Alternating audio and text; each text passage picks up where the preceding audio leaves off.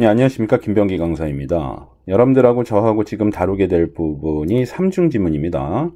앞서서 제가 말씀드렸듯이 이중지문하고 별 차이가 없어요. 이중지문에 간단한 지문 하나 추가시켜서 나오는 형태이기 때문에 기본적으로 문제 유형이 동일하고, 그 다음에 문제 유형이 동일하니까 당연히 문제를 풀어나가는 방식도 동일합니다. 다만 차이점이 있다면 일단 뭐 지문이 3개가 나온다라는 차이점이 있을 것이고요. 그 다음에 이제 앞서서 제가 말씀드렸듯이 이중지문에서는 두 지문 연계 문제가 한 문제 정도 출제가 되는 반면에 이 삼중지문에서는 두 지문 연계 문제가 두 문제가 출제되는 경우가 많다라는 자 그런 특징을 지니고 있습니다. 자, 지금도 디렉션에서도 여러분들이 확인이 가능하세요. 186번에서 190번이 출제된다라고 되어 있고요. 자, 그 다음에 정보문이 나오죠. information이 나오고 이메일이 나오고, 자 그리고 parking permit 주차 허가증, 이렇게 이제 3개의 지문으로 구성되어 있는 삼중 지문을 여러분들하고 저하고 이제 풀어보도록 할 겁니다. 자, 일단 삼중지문을 본격적으로 풀이하기에 앞서서 이 삼중지문에 대해서 또 여러분들에게 좀 말씀드릴 부분들을 좀 말씀을 드리고, 이 삼중지문 문제가 어떤 방식으로 출제가 되고, 그 다음에 문제가 출제됐을 때 어떠한 방식으로 접근해서 문제를 풀이해야 되는지, 그런 부분들 제가 이중지문에서도 이렇게 설명드렸었지 않습니까? 삼중지문도 삼중지문 나름대로 좀 설명드릴 부분이 있어요. 그러니까 일단 제가 그 부분을 좀 먼저 말씀을 좀 드리도록 하겠습니다. 그리고 나서 본격적으로 삼중지문의 문제를 풀이해 보도록 할게요. 지금 삼중지문에서도 문제가 5문항이 출제가 됩니다. 지문 3개에 딸린 문제가 5문항이죠. 이렇게 이제 한 세트로 잡고요. 정기토익에서는 총 3세트의 삼중지문이 출제가 됩니다. 도합 15문제를 여러분들이 풀이하셔야 된다는 그런 얘기가 되는 거죠. 자, 삼중지문의 이제 특징이라고 한다면, 제가 2개 지문에 짤막하고 간단한 지문 하나가 추가가 돼서 삼중지문이라는 형태로 이제 출제가 된다라고 제가 말씀드렸지 않습니까? 그 두 지문에 간단하고 짤막한 지문 하나가 추가되는데, 그 지문은요, 짤막하고 간단한 그 지문은 바로 도표 혹은 서류 양식, 자 혹은 짤막한 이메일, 이렇게 이제 3개 중에 하나가 간단하고 짤막한 지문을 구성하게 됩니다. 그래서 뭐 전반적으로 지문의 분량이라는 거는 이중지문하고 삼중지문하고 그리 큰 차이가 없어요. 삼중지문이니까는 지문의 분량이나 뭐 독해량이 기본적으로 이중지문보다 많다고 생각하실 수도 있는데, 이 짤막한 지문들이죠. 사실상 뭐 도표나 서류 양식 같은 경우는 뭐 읽을 만한 부분은 없어요. 그러니까 도표나 서류 양식에 나와 있는 데이터를 보고 여러분들이 문제와 연관해서 풀어내시면 되는 거기 때문에, 이 사실은 뭐 도표 서류 양식에서는 딱히 글을 보고 읽으실 만한 내용이 없어요. 이메일도 대개 3번째 지문으로 출제가 되는 이메일은 그 분량이 굉장히 미미합니다. 그래서 사실 뭐 부담감을 가지실 만한 그만한 지문의 분량이라고 볼 수는 없거든요. 그렇기 때문에 전체적으로 봤을 때는 문제를 푸는데 여러분들이 그 접하시게 되는 어떤 그 지문의 양이라든가 우리가 읽어내야 되는 어떤 지문의 분량이 사실 이중지문하고 그리 큰 차이가 없다라는 특징도 알아주시면 되겠습니다. 그러니까 삼중지문이라고 해서 필요 이상으로 부담감을 느끼실 필요가 없다라는 얘기고요. 자, 그리고 그 삼중지문 같은 경우는요, 두 지문 연계 문제가 2문제가 출제가 되는데, 그 대개 2번째, 4번째 문제, 3번째, 5번째 문제, 이렇게 짝지어서 나오는 경우가 많습니다. 자, 이 삼중지문에서요, 하나 여러분들이 좀 기억해 주시면, 어떤 문제의 출제 흐름이라든가 단서의 어떤 배치 부분에 있어서 여러분들이 상대적으로 좀 더 수월하게 문제를 풀 수 있을 거라 생각해서 제가 지금 정리해서 말씀을 드리는 건데요. 이 삼중지문은 앞선 3문제 중에서 2번 문제, 2번째 문제, 3번째 문제 중에 한 문제가 두 지문 연계 문제로 출제될 수 있죠. 자, 이 앞선 3문제 중 한 문제가 두 지문 연계 문제로 출제가 됐을 경우에는요, 그 단서가 첫 번째, 두 번째 문제에 분산되어 있거나 첫 번째, 세 번째 지문에 분산되어 있는 경우를 여러분들이 주로 접하시게 될 것이다 라고 정리하시면 돼요. 자, 뒤이어서 나오는 두 문제 중에서 두 지문 연계 문제가 출제될 수 있습니다. 네 번째나 다섯 번째 문제가 두 지문 연계 문제로 출제될 수 있죠. 자, 이 경우에는 첫 번째, 세 번째 지문에서 단서가 제시되거나 혹은 두 번째, 세 번째 지문에서 단서가 제시되는 그러한 경우를 여러분들이 주로 접하시게 될 것이다 라고 정리를 하시면 되겠습니다. 자, 요것을 조금 더 여러분들이 숙지하시기에 편하게 정리를 좀 해보자면 그 앞쪽 세 문제에서 두 지문 연계 문제가 출제가 됐을 경우에는 이 첫 번째 지문이 문제풀이에 필요한 그 절대적인 근거, 단서를 포함하고 있다라고 생각하시면 되고요. 그 뒤쪽 두 문제에서 두 지문 연계 문제가 제시가 됐을 경우에는요, 이 마지막 지문에서 문제풀이에 어떤 결정적인 단서가 포함될 가능성이 높다라고 생각하시면 되겠습니다. 그래서 앞선 세 문제는 첫 번째 지문이 굉장히 중요하다고 볼 수가 있고요. 후반부에 뒷부분에 나오는 두 문제는 마지막 지문이 상당히 중요한 역할을 한다라고 보시면 되겠습니다.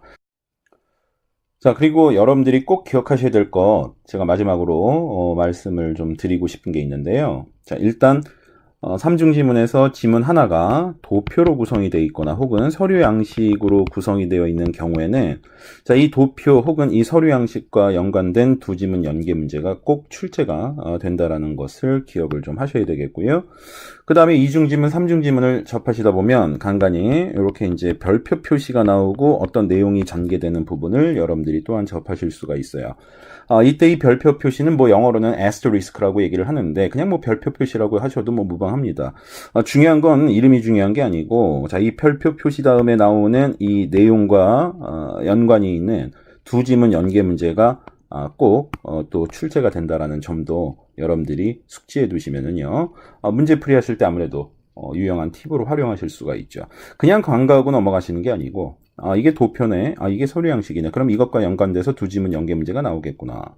그리고 이때 도표나 이 서류 양식에 담겨져 있는 데이터가 이 두 지문 연계 문제를 풀이하는 데 있어서 아주 결정적인 그런 단서를 제공할 수 있겠구나 라든가, 에스터리스크 표시가 나와 있을 경우에는 이 별표 내용이 두 지문 연계 문제에서 어떤 결정적인 단서로서 활용이 가능하겠구나 라는 점을 여러분들이 염두에 두시면서 문제를 보실 것 아니겠습니까? 그렇다면 아무래도 문제풀이가 좀 더 수월해질 수가 있잖아요. 그러니까 이런 부분들은 잘 정리해서 여러분들 걸로 만들어 두시면 정기토익에서 아주 유용하게 활용하실 수 있을 거라고 생각을 합니다. 자, 그럼 일단 그 삼중지문과 관련돼서 여러분들이 꼭 좀 알아두셔야 되는 특징에 대해서 제가 간략하게 정리해서 말씀을 드렸고요. 자, 그럼 문제 보시면서 저와 함께 삼중지문 문제를 함께 풀어보시도록 하시겠습니다. 자, 그럼 186번 문제부터 살펴보시도록 하시겠습니다. 186번은요, Who most likely is Robert Julian? 이라는 질문이에요. 이 로버트 줄리언은 누구일 것 같습니까? 라고 물어보고 있습니다. 인물의 정체를 물어보고 있는 문제인데요. 이 8세븐에서는 인물의 정체를 물어보는 문제는 대부분이 이 유추 문제죠. 로버트 줄리언이라는 사람이 누구다라는 직접적인 단서를 제시하기보다는 이 로버트 줄리언이라는 사람의 이름이 등장하는 부분 전후에서 이 사람의 정체를 추측할 수 있을 만한 관련 어휘나 표현을 파악하는 것이 중요한 문제라고 볼 수가 있겠습니다. 그리고 다른 문제에 비해서 상대적으로 수월하게 풀 수 있는 문제이기 때문에 다른 문제보다 좀 먼저 푸시는 게 좋죠. 물론 뭐 첫 번째 문제이기도 하지만 문제 자체가 다른 유형의 문제에 비해서 상대적으로 수월하게 풀 수 있기 때문에 이런 문제들 먼저 푸시는 게 좋습니다. 제가 이중지문에서도 말씀드렸죠. 상대적으로 좀 더 수월하게 빠르게 풀 수 있는 문제를 먼저 푸시고 그리고 나서 이제 세부사항이라든가 이제 진위를 물어보는 문제들을 풀어보시고 그리고 나서 이제 두 지문 연계 문제, 유추 문제 이런 쪽을 풀이하시는 것이 적절하다라고 제가 말씀을 드렸어요. 일단 이 부분에서는 186번 문제를 먼저 푸시는 게 좋고요. 그 다음에 187번 문제 같은 경우는 What is not indicated about 이라고 얘기했습니다. 그 about 이하에 대해서 제시되지 않고 있는 내용은 무엇이냐. 그러니까 이 문제는 진위 문제예요. 그러니까 선택지 4개 내용 중에서 자, 이 3개는 언급이 됐는데 하나는 언급이 안 됐으니까 그 언급되지 않은 내용을 정답으로 선택해달라는 그런 문제가 되겠습니다.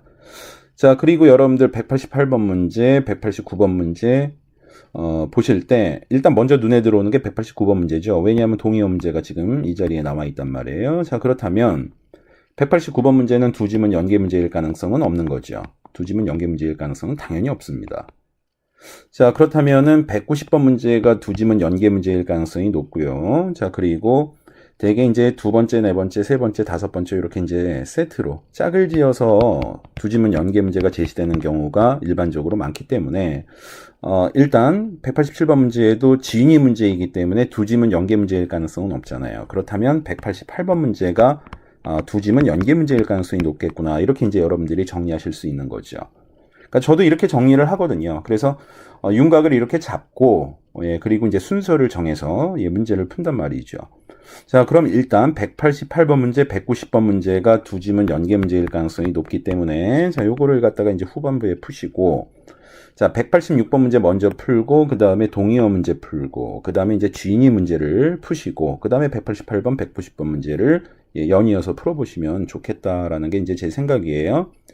자, 좋습니다. 그럼 이제 문제에 대한 어떤 우리가 내역은 어느 정도 이제 정리를 했잖아요. 그러니까 이제 직접 문제를 한번 풀어보도록 할게요. 자, 일단 로버트 줄리언이라는 사람의 정체를 한번 파악을 해보도록 하겠습니다. 자, 186번 문제가 첫 번째 문제였습니다. 첫 번째 문제는 첫 번째 지문에서 단서가 나올 가능성이 거의 100%라고 보시면 되거든요. 자, 그럼 첫 번째 지문에서 이 로버트 줄리언이 키워드잖아요. 이 인명이 언급되는 부분에서 당연히 이 사람이 누구인지를 파악할 수 있을 만한 관련 정보가 제시가 될 거란 말이에요. 그러면 이제 스캐닝을 좀 해보셔야죠.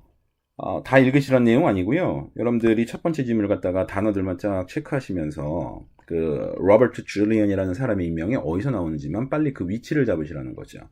자, 그랬더니 어디 보여요? 그렇죠. 마지막에 강사입니다. instructor. 그리고 나서 로버트 줄리언 다음에 이제 뭐가 나오냐면 컴마 찍고 from Julian Brothers Auto Repair이라고 얘기를 했어요. 그러니까 auto repair이라고 얘기하면 이제 자동차 정비소죠. 이 자동차 정비소를 갖다가 운영하는 사람이네요. 이름이 그러니까 이제 줄리안 브라더스 이렇게 나왔지 않습니까? 형제가 운영하는 자동차 정비소란 말이에요. 자, 그럼 이 사람이 자동차 정비소를 운영하는 사람이에요. 자, 그럼 로버트 줄리언이라는 사람의 정체를 파악할 수 있는 아주 결정적인 단서를 잡았습니다. 그럼 186번 문제로 다시 돌아가 볼게요. 자, 186번 문제입니다. 선택지 A 보시도록 하실게요. college professor이라고 나왔는데 대학 교수 해당 없죠. 자, 그 다음에 B번은 a city official입니다. 시 공무원이죠. 이 official이란 말은 이제 형용사로 쓰이면 공식적인이라는 의미인데 사람 명사로 쓰이면 공무원을 뜻해요. 그래서 a city official 하게 되면 시 공무원으로 보셔야 됩니다. 역시 해당이 없어요. 자, C번은 high school teacher입니다. 고등학교 선생인데 역시 해당 없고요. 자, 그 다음에 D번을 보시게 되면 local entrepreneur이라고 얘기했는데요. 그 entrepreneur이라는 말은 이제 사업가예요. 기업가나. 그러니까 이 지역에서 사업하는 사람인데 이 양반이 이제 자영업자죠. 자동차 정비업소를 운영하고 있는 자영업자입니다. 사업가죠. 그렇기 때문에 정답은 D번이 가장 무난하다라고 할 수가 있겠습니다. 자, 186번 문제 이렇게 같이 한번 풀어보셨고요. 그 다음에 이어서 우리가 189번 문제 풀기로 했었습니다. 그 이메일에서요. 첫 번째 패러그래프의 두 번째 라인에 있는 이 participate라는 단어의 유사어, 동의어가 무엇이냐라는 것을 물어보고 있습니다. 그럼 이메일로 가볼게요. 첫 번째 패러그래프 두 번째 라인에 이 participate라는 단어부터 먼저 찾아볼게요. 자, 이메일입니다. 이메일의 단락이 하나밖에 없어요. 자, 이 단락의 두 번째 라인을 보게 되면 participate라는 동사가 나와 있는데 일단 우리는 이 participate라는 동사의 동의어를 파악해야 되죠. 그러니까 이 participate라는 단어가 포함되어 있는 문장의 내용부터 파악을 해보도록 할게요. 자, 그런데 제가 서신이라든가 이메일 같은 경우 뭐 회사에서 이제 회람, 메모랜덤이라고 그러죠. 회람 같은 경우에는 수신자, 발신자, 제목, 날짜 있는데요. 그거 다 확인하시고 본문으로 들어가시는 게 좋다라고 제가 당부를 드렸었습니다. 잘 기억하고 계시죠? 자, 수신자가 허치슨이고요. 발신자가 오스칼이라는 사람입니다. 제목은 클래스 포스폰입니다. 연기된 수업이라는 내용이고요. 날짜는 8월 23일이 되겠습니다. 자, 허치슨이라는 사람한테 이메일을 보내고 있어요. 오스칼이라는 사람이. 자, 미스 엘레나 told me. 엘레나란 양반이 나한테 부탁을 했어요. 이야기했어요. 뭐 해달라고? Contact everyone. 모든 이에게 연락을 취해달라고. 목적이 있겠죠. 연락 취하는 목적. To let them know that. 그들에게 대디아라는 내용을 알려주고자 모든 이에게 연락을 취해달라고 당부를 했다는 건데요. 자, 어떤 내용이겠습니까? 이미 뭐 제목에서 드러났잖아요. The class has been postponed. 수업이 연기되었다라는 내용입니다. 그러니까 수업이 연기되었다라는 사실을 그들에게 알려주고자 그 수강생들 모두에게 연락을 좀 해주세요라고 엘레나라는 사람이 이 오스컬이라는 사람한테 당부를 한 겁니다. 자, 그러면 수업이 연기된 사유는 뭐 때문에 그렇겠습니까? Because of an event입니다. 어떤 행사 때문에 그런데요. 이 행사는 어떤 행사입니까? She must participate in 이라고 얘기했네요. She must participate in. 그녀가 필히 참가해야 되는 어떤 행사 때문에 수업이 연기되었다라는 점을 수강생 모두에게 알려주고자 그들에게 연락을 좀 취해달라고 엘레나가 오스컬이라는 사람에게 이제 당부했다라는 그런 내용이 되겠습니다.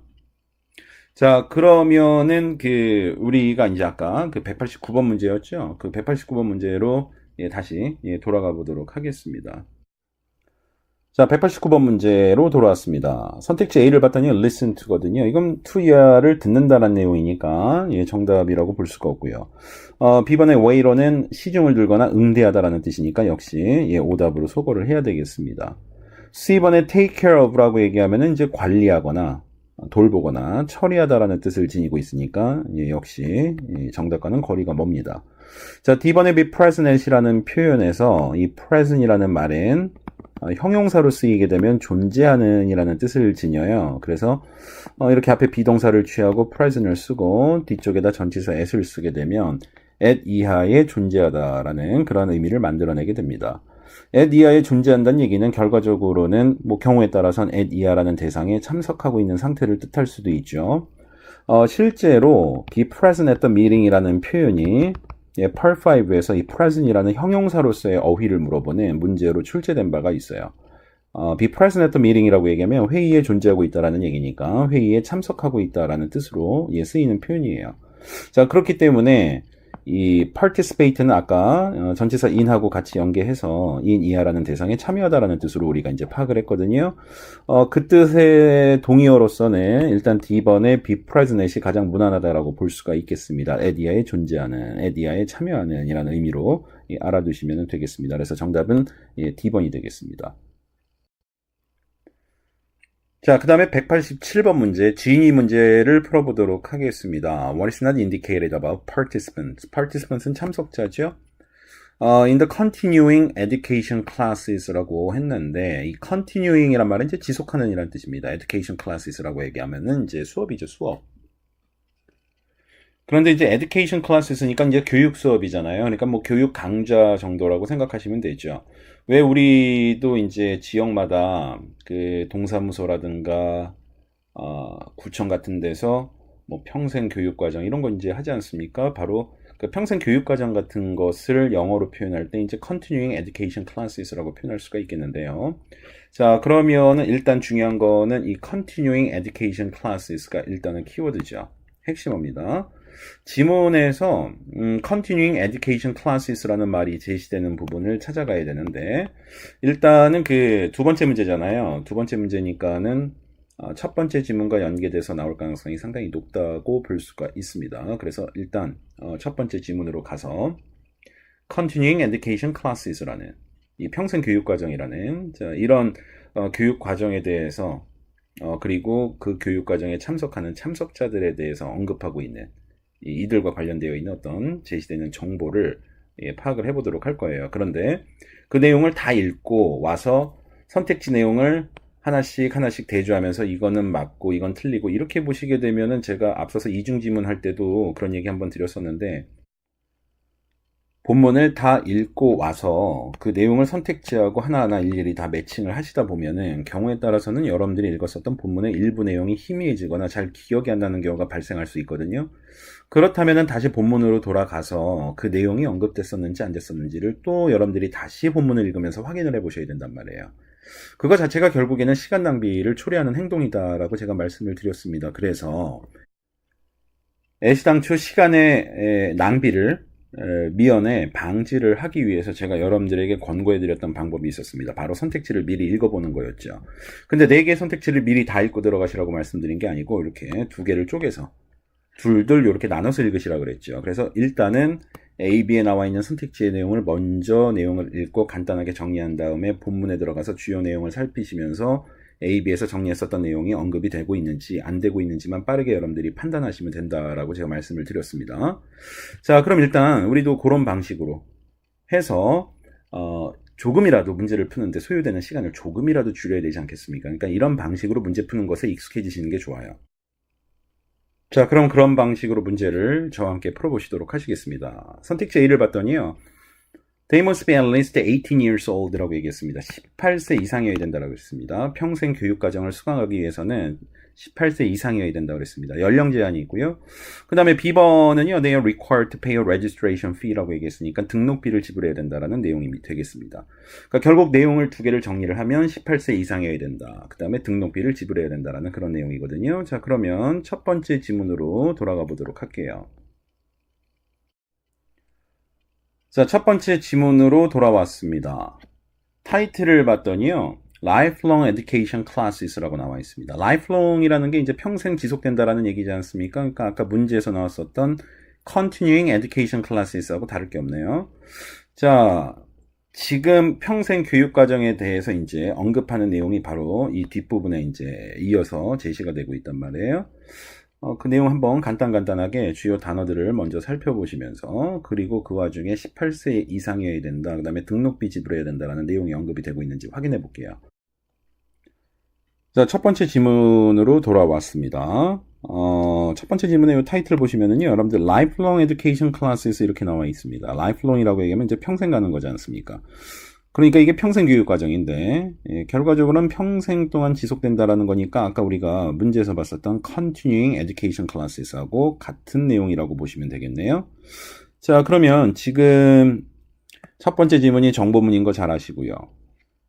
이 이후에 나오는 내용은 결국에는 이 평생 교육 과정에 대한 소개가 언급이 될 것이라는 걸 우리가 이제 파악을 할 수가 있죠. 자, 그러면 뒤에 나오는 내용을 한번 살펴볼게요. 주요 단어들만 체크하면서 간략하게 핵심적인 문맥만 파악하도록 하겠습니다. 자, 뒤에 보니까 education classes 나와 있고 open 나와 있고 resident 나와 있죠. 거주민들한테 교육 과정이 이제 제공이 된다라는 의미가 되겠고요. 18 or over이라고 나와 있으니까 연령 제한이 있습니다. 18세 이상이어야 돼요. 자, 그럼 이 18세 이상의 연령 제한이 있다라는 사실은 언급이 된 거예요. 자, 그 다음에 뭐 classes held, 그 다음에 Van시 Community College Campus라고 얘기했으니까 이건 뭐 장소지 않습니까? 이런 교육 과정이 이루어지는 장소에 대한 얘기니까 해당이 없고. 자, 그 다음에 뒤쪽에서는 enrollment는 등록이죠. 그 다음에 fees가 나와 있습니다. 그러니까 등록하려면은 이제 그 등록비를 내야 되지 않습니까? 수업료를 내야 된다는 얘기죠. 뭐 payment method, 수업료 지불 방식, 결제 방식에 대한 어떤 뭐 그런 정보를 운운하는 거 보니까 이게 뭐 공짜로 들을 수 있는 수업이 아니라는 건 알 수가 있습니다. 수업료를 내야 된다는 얘기죠. 자, 그러면은 우리가 앞에서 얘기했었던 그 A, B의 내용은 여기 다 언급이 되고 있는 거예요. 자, 그럼 A, B는 이제 A, B 중에서 이제 답이 나올 가능성은 없는 거죠. 자, 그럼 다시 선택지로 돌아가 보도록 하겠습니다. 187번 문제 선택지 C들을 볼게요. 자, 187번 문제로 돌아왔습니다. C번 선택지를 봤더니 They should be a resident of Banshee라고 얘기했습니다. 그러니까 Banshee라는 도시의 거주민이어야 된다는 거죠. 이 교육과정을 수강하기 위해서는. 근데 이 내용은 우리가 아까 살짝 봤었던 것 같아요. 그 D번 보시도록 할게요. D번 They are graduates from Banshee Community College라고 얘기했으니까 그 평생교육과정을 수강하기 위해서는 이 Banshee Community College라는 이 대학을 졸업한 사람들이어야 된다라고 자, 내용이 나와 있는데 그 CD에서 답을 선택을 해야 될 경우에 이제 또 우리가 앞서서 AB의 내용을 파악하는 것보다 좀 더 빠르게 답변을 선택할 수 있는 이유가 AB의 내용이 언급이 됐는지 안 됐는지 그걸 파악하기 위해서 본문의 내용을 1차로 어느 정도 한번 보셨잖아요.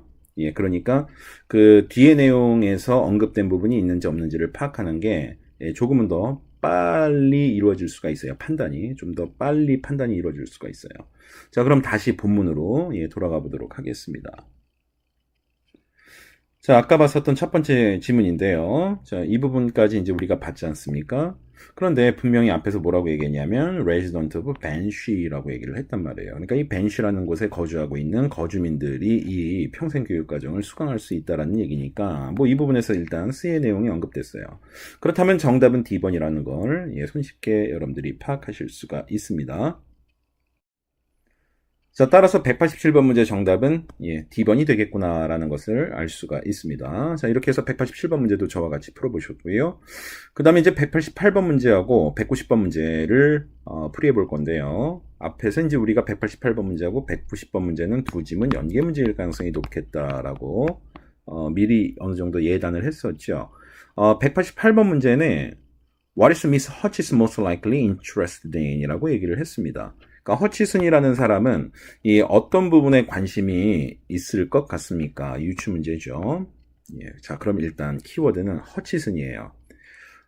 지문에서 허치슨이라는 이름이 등장하는 부분을 먼저 파악을 좀 해보도록 하겠습니다. 자, 첫 번째 지문으로 돌아왔는데요. 사람 이름이 제일 많이 언급이 되어 있었던 부분이거든요. 이 부분에 허치슨이라는 사람이 나와 있나요? 주디 앨레나 나와 있고요. 켈리 해밀턴, 그 다음에 브리트니 한나, 그 다음에 로버트 줄리언, 아까 우리가 봤었던 그 이름인데요. 우리가 찾고 있는 이름은 이 자리에, 이 부분에 등장하지 않고 있습니다. 자, 그러면 이 이름을 우리가 어디서 봤었냐면요. 두 번째 질문이죠. 이메일에서 허치슨이라는 사람의 이름을 우리가 접했었어요. 근데 허치슨이라는 사람한테 보내는 이메일인데, 이 제이미 오스컬이라는 사람이. 근데 아까 우리가 이 초반부에 그 내용을 봤었단 말이에요. 동의어 participate의 동의어를 찾는 그 부분과 관련돼서 우리가 이 부분을 먼저 읽어본 바가 있었죠. 근데 이때 뭐라고 얘기를 했습니까? 엘레나라는 사람이 제이미 오스컬이라는 사람한테 수강생 모두에게 연락을 취해달라고 당부했었다라는 내용이 나왔습니다. 그러니까 엘레나라는 사람의 이름을 여러분들이 찾아보시면 되겠네요. 엘레나라는 사람의 이름은 좀 전에 우리가 그 첫 번째 지문에서 첫 번째 강좌에서 이름을 찾을 수가 있었어요. 이 사람이 이 첫 번째 강좌의 강사입니다. 주디 엘레나라는 사람이. 근데 이 첫 번째 강좌의 이름이 뭐냐면 How to get a real estate license예요. 부동산 중개업자 자격증을 취득하는 방법이라는 교육과정입니다. 자, 그럼 허치슨이라는 사람이 어느 분야에 관심이 있는 사람인지 이제 드러났죠. 자, 그럼 다시 이 188번 문제로 돌아가겠습니다. 자, 188번 문제의 선택지를 보시게 되면 부동산은 A에 나와 있습니다. 따라서 188번 문제 정답 A라는 거 알 수 있고요. 그 처음 세 문제에서 두 지문 연계 문제가 제시될 경우에는 첫 번째, 두 번째 지문과 관련해서 단서가 제시되거나 아니면 첫 번째, 세 번째 지문과 관련해서 단서가 제시되거나 그리고 문제를 풀 수 있는 결정적인 단서를 품고 있는 거는 일단 첫 번째 지문이다라고 제가 정리를 해서 말씀을 드렸었죠. 자, 지금도 그런 어떤 흐름에서 크게 벗어나지 않아요. 자, 그 다음에 이어서 190번 문제 보시도록 하시겠습니다. 자, 190번 문제 들어갑니다. On what date did the rescheduled class take place? 라는 질문인데요. 어떤 날짜에 일정이 재조정된 수업이 take place, 벌어졌느냐, 이루어졌느냐라고 물어보고 있는 거죠. 그러니까 다시 말해서 일정이 재조정된 수업이 어느 날짜에 이루어졌느냐라는 내용을 묻는 질문이 되겠습니다. 자, 선택지를 보시면은요, 날짜가 나와 있죠. 그러니까 여러분들은 어디에 주안점을 두셔야 되냐면 8월 며칠이냐에 주안점을 두셔야 되는 거고요. 일단 여기서 키워드는 일정이 재조정된 수업입니다. 앞서서 여러분들 두 번째 이메일 접하셨을 때 수업이 연기가 됐지 않습니까? 그럼 당연히 보강을 해줘야 되기 때문에 다시 날짜를 잡아서 수업을 해야 된단 말이에요. 그럼 두 번째 지문으로 일단 먼저 들어가 보도록 하겠습니다. 자, 두 번째 이메일로 왔는데 일정이 재조정되었다라는 거, 수업의 일정이 재조정되었다라는 내용이 나오는 부분을 잡아보셔야 되는데 아까 우리가 여기까지 읽었죠. 근데 뒤에 보니까 바로 뭐예요? It'll be rescheduled soon. 이렇게 연기된 수업은 조만간에 다시 일정이 재조정이 되어서 보강이 이루어질 거다라는 내용이 여기 나오고 있어요. 자, 그런데 여러분들 그 뒤에 내용 보시면은요. 끝나는 부분까지 뭐 지금은 꼼꼼하게 해석을 안 하셔도 상관이 없어요. 이 뒤에 나오는 부분에서 8월 20 며칠이라는 구체적인 보강 일자가 드러나지 않고 있습니다. 이 날짜가 언급이 됐다면 여러분들이 지금 보고 있는 이 부분에서 8월 20 며칠이라는 날짜가 보여야 되는데 지금 여러분들 이 부분에서는 8월 20 며칠이라는 구체적인 날짜가 아예 안 나와 있어요. 그렇죠? 그렇다면 이 내용은 지금 이 부분에 포함이 되어 있지 않다라는 거예요. 구체적인 보강일자가 이 부분에 포함이 되어 있지 않다는 겁니다. 그렇다면 이 문제는 두 지문 연계 문제라는 것을 다시 한번 확인할 수가 있는 거고요. 그 뒤에 나오는 내용은요, we find out the reschedule date. 보강 일자를 우리가 알게 되면 we'll contact you 알려드릴게요. 그 다음에 send a new parking permit이라고 그랬죠. 새로운 주차증도 보내드리고요. 그러니까 보강 일자에 차 몰고 와서 차 주차할 수 있도록 새로운 주차증도 보내주겠다라는 send a new parking permit이라는 내용도 나와 있습니다. 그런데 앞서서 제가 뭐라고 말씀드렸습니까? 후반부 두 문제 중에서 두 지문 연계 문제가 출제될 경우에는 첫 번째, 세 번째 지문이나 두 번째, 세 번째 지문 이렇게 이제 단서가 제시될 가능성이 높은 것인데 중요한 거는 이 후반부 두 문제에서 두 지문 연계 문제 나올 때 이 문제를 풀 수 있는 결정적인 단서를 제공하는 지문이 세 번째 지문이더라라고 제가 이렇게 정리를 해서 말씀을 드렸고요. 그리고 이제 덧붙여서 세 개 지문 중에서 하나의 지문이 도표나 소리 양식인 경우에는 그것과 연계된 두 지문 연계 문제가 꼭 출제가 된다라는 말씀을 드렸었어요. 자, 그러면 우리가 이 시점에서 이제 세 번째 지문으로 넘어갑니다. 자, 세 번째 지문인데요. 세 번째 지문이 parking permit 주차증입니다. 서류죠, 서류. 예, 그러니까 이것과 연계된 두 지문 연계 문제가 꼭 나올 수밖에 없는 거예요. 자, today only라고 되어 있고요. 오늘만 가능하다라는 얘기죠. 그러니까 이건 당일치기 주차 허가증이란 말이에요. 예, 봤더니 유효 날짜가 언제입니까? 8월 27일입니다. 8월 27일. 그렇죠. 주차증 보내준다라고 얘기했잖아요. 보강 날짜에. 그렇죠. 근데 주차증을 봤더니 8월 27일 당일날만 쓸 수 있는 주차증이에요. 이 얘긴즉슨 보강 날짜가 8월 27일이라는 것을 알려주는 단서가 되는 겁니다. 자, 그래서 190번 문제의 정답은 바로 D번 8월 27일 August 27이 정답이 되겠습니다. 자, 이렇게 해서 여러분들하고 저하고 3중 지문 한 세트를 추가로 더 풀이해봤습니다. 자, 일단 저는 여러분들하고 3중 지문을 풀이하면서 여러분들한테 3중 지문의 문제가 어떤 방식으로 출제가 되고, 자, 그리고 각각의 문제를 어떤 방식으로 접근해서 풀이를 해야 되는지 이 방법적인 부분에 대해서 조금 더 여러분들이 익숙해지실 수 있도록 그쪽 부분에 좀 신경을 많이 썼습니다. 어떻게 여러분들이 3중 지문을 좀 파악하고 문제를 좀 어떤 방식으로 접근을 해서 풀어야 되고 이런 부분들에 대해서 한층 더 자신감을 좀 가질 수 있는 어떤 그런 계기가 되었으면 합니다. 자, 문제 풀이 하시느라 수고들 많이 하셨고요. 저는 다음 회차에서 여러분들 다시 찾아뵙도록 하겠습니다. 감사합니다. 수고들 많이 하셨습니다.